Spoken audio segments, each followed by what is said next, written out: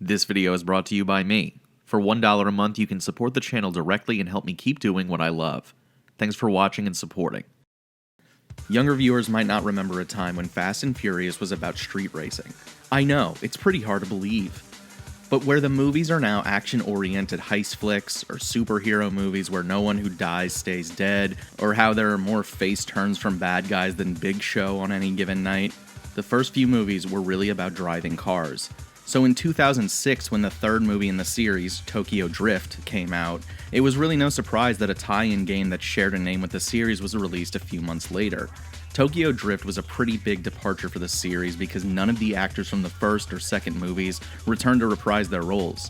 Of course, if they did, it wouldn't have made any sense anyway, given the series started in LA and Tokyo Drift hops across the pond to Japan.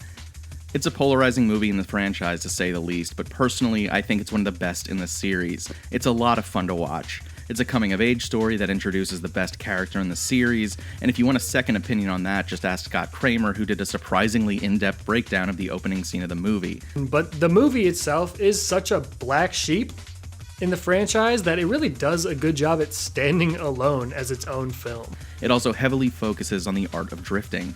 In fact, the man who brought drifting into the mainstream, Keiichi Tsuchiya, worked as a stunt driver and coordinator for the movie, and even made a cameo appearance in the film. That's really cool to me. To make a movie about something and then bring in the guy who made that thing cool is a recipe for a good time. And there is a reason I mention all of this. Despite the game simply being titled The Fast and the Furious, the entirety of the game is influenced top to bottom by Tokyo Drift. Even the cover features the cars in the final racing scene of that movie. So if you were in the party of people who cannot stand Tokyo Drift, I'm sorry to say this game isn't going to offer you very much. But for the rest of us, this game is a mixed bag of some good ideas with all of the unfortunate baggage that comes with being a movie tie-in.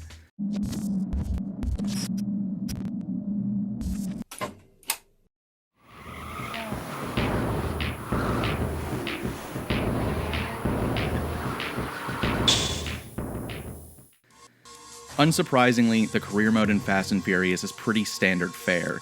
You start off buying a cheap... Oh my god. No, we're starting over. This is an Initial D video game now.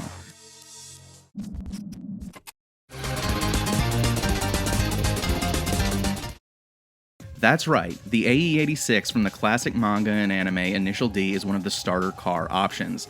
This is the crossover we've always been working toward. Just call me Dominic Trueno. I'm really banking on the fact that Initial D fans and Fast and Furious fans have a higher crossover rate than I think they do. Because my new mission with Fast and Furious PS2 was to become the drift king I knew I could be by channeling my inner Takumi Fujiwara and rising the ranks on the Tokyo streets. This genuinely started as a joke. The Toyota Sprinter Trueno from the anime isn't exactly a difficult car to replicate in a video game, so I figured why not, right? Eventually I'd run out of parts to upgrade and I'd be forced to buy a new car to stay competitive. So here I am beating DK for the downhill drift title in the AE86. But how did I get to this peak of drifting nirvana?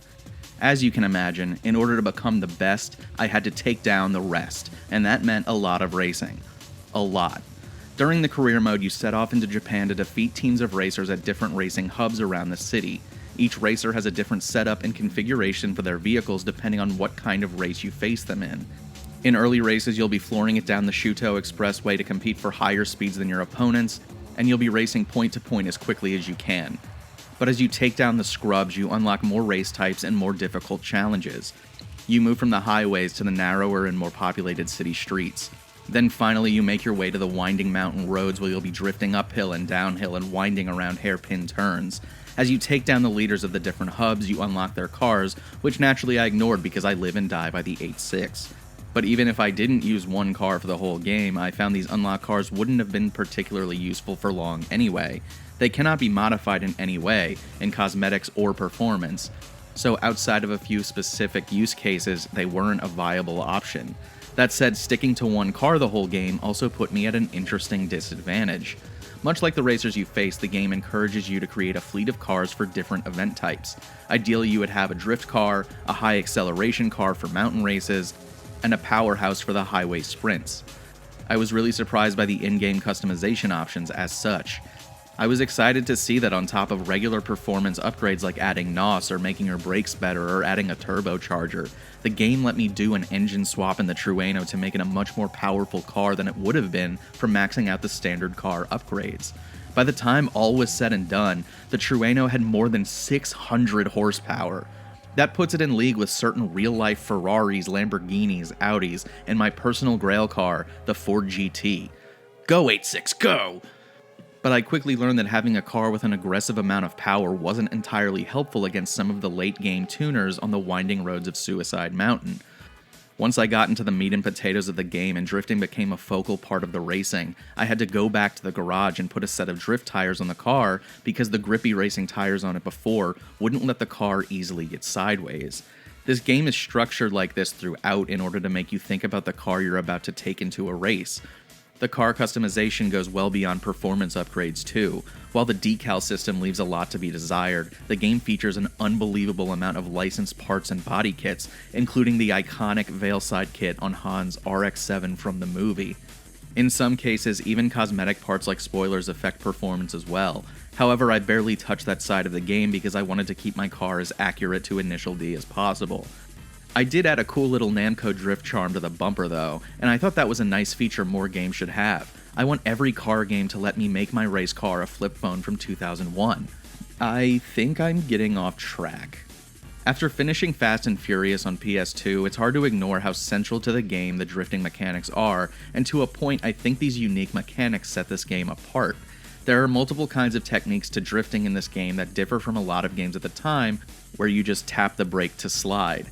It took me way too long to get out of that mentality and decided to consult the tutorials on how to drift the way the game wanted me to. Unfortunately, there were no water cups to practice with, but I'll let it slide.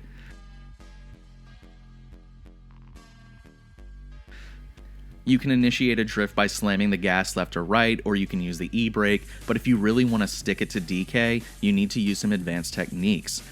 For a game that presents itself as a pure arcade racer early on, to shove a complex drifting system in it almost is a bit inaccessible. Asking the player to relearn how to play the game halfway through was quite a shift. I will say it can be pretty forgiving. I'd hardly call this a masterclass in Togue. And so now I've said a lot of positive things about this game, which means it's time to talk about the trade-offs. In terms of an atmosphere, the Fast and the Furious game has none. There are no parties around the races like in the movies, which, fine, I can forgive. But this game feels desolate. In early open-air races on the highway, something felt really off until it hit me that the skybox around the city does not move, scroll, or get closer as you head toward the horizon. And you know what, I can even forgive that too. But I feel like what is hardest to look past is the lack of characters or voice acting or cutscenes.